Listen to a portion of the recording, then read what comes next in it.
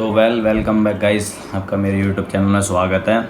आज मैं आपको 5 reasons why share market falls and 5 ways to increase price of share market. Okay, आपको इन टॉपिक के बारे में बताऊंगा कि मतलब ऐसे कोई 5 तरीके जिनसे शेयर मार्केट फॉल करता है और ऐसे कोई 5 तरीके जिनसे शेयर मार्केट का प्राइस बढ़ जाता है। ओके, तो नोट और पेन लेके बैठना, इन पॉइंट्स को नोट करना, आपके जीवन में बहुत काम आएंगे। ओके, तो नंबर 1 पे आता है हमारा कंट्री इकोनॉमी। जो कंट्री इकोनॉमी होती है, कंट्री की जीडीपी, वो अगर गुड है और स्टेबल है तो आप उसके शेयर्स को बाय कर सकते हो, क्योंकि वहाँ से आपको ग्रोथ मिलेगी शेयर के अंदर।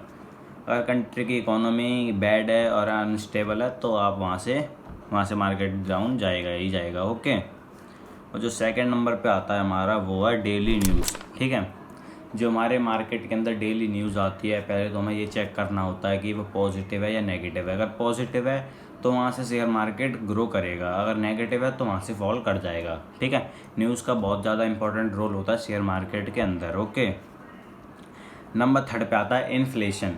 इन्फ्लेशन का मतलब होता है महंगाई। ओके, जैसे कि देखो किसी चीज़ पे मतलब मान लो किसी शेयर पे महंगाई बढ़ जाती है तो उसका प्रोडक्शन जो होता है, मतलब कंपनी जो बनाती है वो प्रोडक्शन कम हो जाए। कम क्यों होगा? क्योंकि लोग खरीदेंगे नहीं, ज़्यादा महंगा होगा तो भाई कौन खरीदेगा। ठीक है, प्रोडक्शन कम होगा तो उस चीज़ की डिमांड भी कम हो जाएगी, डिमांड कम हो जाएगी देन सप्लाई भी कमी हो जाएगी उसकी। ओके, और रेट ज़्यादा बढ़ने से शेयर का प्राइस जो है वो डाउन हो जाएगा, वहाँ से फॉल कर जाएगा नीचे साइड पे। ओके, इतना क्लियर हुआ। 4th पॉइंट पे आते हैं प्राइस ऑफ क्रूड ऑयल। ठीक है, जो क्रूड ऑयल का प्राइस होता है अब ये क्या होता है, देखो जो इंटरनेशनल जो मार्केट मतलब बाहर के जो देश है वहाँ पे अगर क्रूड ऑयल बढ़ता है तो इंडियन शेयर मार्केट में भी बढ़ेगा। ठीक है, ऐसी पॉसिबिलिटी होती है। ओके, अगर वहाँ गिर गया तो यहाँ भी गिर गया, ये समझ लो। अब ग्लोबलाइजेशन क्या होता है, जो बाहर की कंपनी होती हैं जैसे कि इन्फोसिस, गूगल, ठीक है, अमेज़ॉन, ठीक है, ये अगर गिरती हैं तो यहाँ भी जाती हैं कंपनियाँ। ओके, बाहर की कंपनी गिर रही हैं तो यहाँ भी गिरेंगी। ठीक है, वहाँ की ग्रोथ हो रही है तो थोड़ी बहुत यहाँ भी देखने के लिए मिलेगी आपको। ओके, तो ये हमारे 5 पॉइंट थे जिनसे शेयर मार्केट फॉल करता है। अब मैं तुम्हें 5 ways to increase price of share. ठीक है, अब प्राइस का भाव कैसे बढ़ जाता है ये आपको बताता हूँ।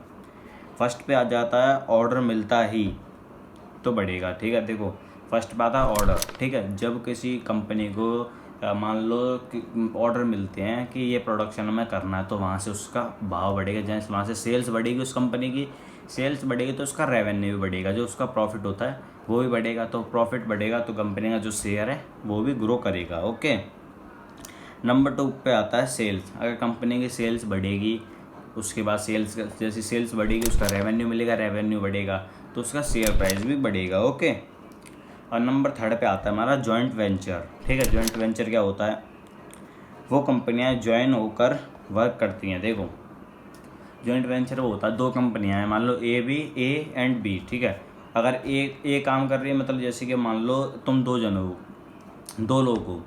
ठीक है, अगर एक काम कर रहा है तो वो अपना कर रहा है, तुम अपना करेगा, और दोनों तुम मिल के करोगे काम को, वही सेम काम को, तो वो ग्रो करेगा वर्क, समझ लो। ठीक है, वही होता है जॉइंट वेंचर, तब जब 2 कंपनियां मिल के काम करती हैं तो वो ग्रो करती हैं। ओके, उसका शेयर भी ग्रो करेगा। 4th बात है एक्वाइजेशन। ठीक है, मतलब एक्वाइजेशन क्या होता है, दूसरी कंपनियां किसी कंपनी का एक्वाइजेशन करती हैं। ओके, तो वहाँ से वो ग्रो करेगा। ओके, अब 5th आता है मानसून। मानसून का भी बहुत बड़ा प्रभाव पड़ता है अपने शेयर मार्केट पे। जो यहाँ वर्षा होती है, गर्मी होती है। ठीक है, जैसे कि मान लो जैसे कि मौसम चल रहा है वर्षा का। ठीक है, तो वर्षा के मौसम में जो सीमेंट फैक्ट्रियाँ होती हैं वो गिर जाती हैं। क्यों गिर जाती हैं? बारिश हो रही है तो बारिश में सीमेंट का कोई वर्क नहीं आएगा, तो वर्क नहीं आएगा तो वो गिर जाएंगी। वर्षा जब बंद वगैरह हो जाती है तो सीमेंट अपने आप प्राइस को बढ़ा देता है, वो ग्रो कर जाता है। ठीक है, ये 5 तरीके थे दोनों चीज़ के। आई होप आपको समझ में आई होगी। ठीक है, तो ऐसे ही आप बढ़ते रहिए, लाइफ में ग्रो करते रहिए और नॉलेज लेते रहिए। ओके, देखो सोशल मीडिया का फालतू इस्तेमाल मत करो, अपना काम के लिए, अपने वर्क के लिए अपना इस्तेमाल करो। ठीक है, फालतू चीज़ों में इन्वेस्ट मत करो अपना time is very important, time is money. Okay, मिलते हैं नेक्स्ट वीडियो में, तब तक के लिए बाय बाय, एंड चैनल को लाइक एंड सब्सक्राइब करके ज़रूर जाना। मिलते हैं नेक्स्ट वीडियो में।